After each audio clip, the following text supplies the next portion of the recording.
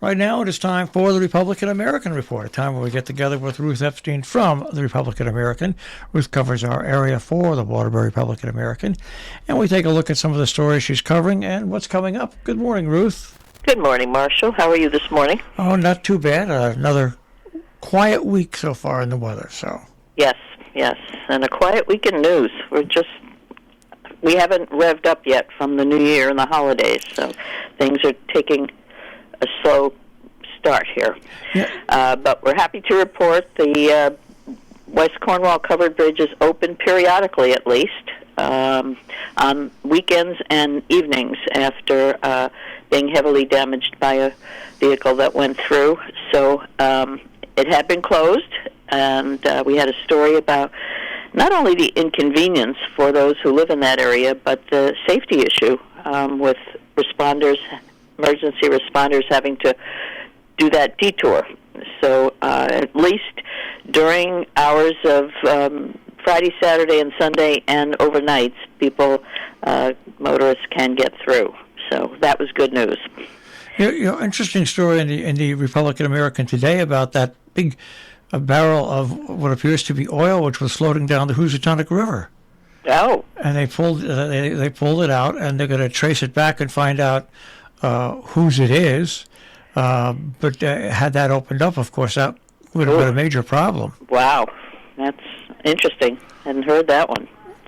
Our river is really such an important resource here, and well, somebody had to push it in somewhere. That's the whole thing. Yeah, it's going somewhere, and I am going to be talking to officials at HVA. They've had a lot of good news this past year and about legislation to help protect the river and the wild and scenic and aspects, and it's really as we say, that it's an integral resource in this area for all of us. So let's hope we can keep it healthy. We have, as I say, a slow week. We have this everybody. Well, it got sort of kibosh because of the holidays. So all the selectmen's meetings that are usually the first Monday of the month are all scattered around. So the Canaan Board of Selectmen met last Tuesday, so that's off the table. And tonight... there's a whole bunch of meetings in Sharon today. I mean, gosh. Yeah. Well, tonight is also Salisbury Board of Selectmen have pushed theirs up to tonight. And then, of course, we have the doubleheader in Falls Village with the Board of Finance and the Board of Selectmen. And what's going on in Sharon? Well, in Sharon, there's, let me just scroll down to it because, let me find it here. Okay, tonight in Sharon, today there's the Sharon Green Committee at 4, the Board of Education at 6, Inland Wetlands at 6:30, and Sharon Park and Recreation at 7. back to back, and their Selectmen's meeting tomorrow. It will be tomorrow. Yeah. Interesting story, though, that I find very interesting because they've done this in Weebatuck, and that is the meeting that's going to be tomorrow via Zoom. The Region 1 School Board, they're investigating putting a health center in the schools. Oh. And the grant requires them to meet in focus group with stakeholders, of course, which would be Region 1 people as part of their research, and it would create school-based health centers in the schools. Now, they just took about 2 years to put into place, but they've got this at Weebatuck. Oh, interesting. But that meeting is via Zoom, and it is tomorrow from 6:30 to 7:30, and I'm pretty sure you can get the Zoom information from the Region 1 website. Oh, interesting.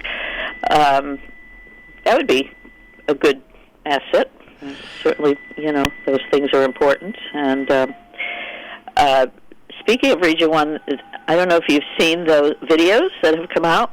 Yeah, it's a great. I was talking about that last week. It is a great program. Yeah, Nancy Hagee Martin, along with Ted Ferrati and Elias Hill, did this project in which they did interviews in all 7 schools in the region, and as well as central office and the Science Center and the Art Garage, and it really gives insight into Region 1, and very well done, I think. And it was done through a grant from several local organizations, community funds, and I would highly recommend people go on and view them. For each individual school is there, as well as I said, some of the special services. And if you go to the Region 1 website, you can scroll down and find it.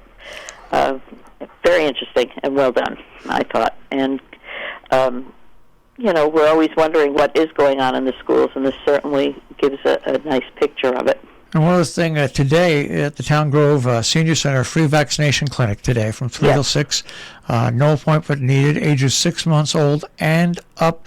If you don't have health insurance ID card, show up anyway. Yeah, show up anyway. And tomorrow's blood drive at Noble from, I believe it's 1 to 6. Yep, 1 to 6 in the community room at Noble, and blood drives, very important. And if you can get there, please do. All right. So, as I said, quiet week otherwise. Next Sunday, there's a housing forum for Sharon at the Bach Gallery at 2 p.m.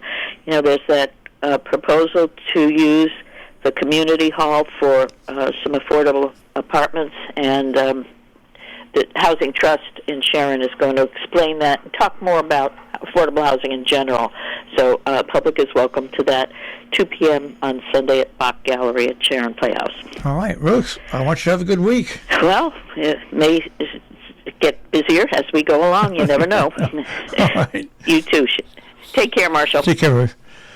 Ruth Epstein from the Republican American, our Republican American Report. You can find her, of course, on the web, rep-am.com, and also in your daily newspaper.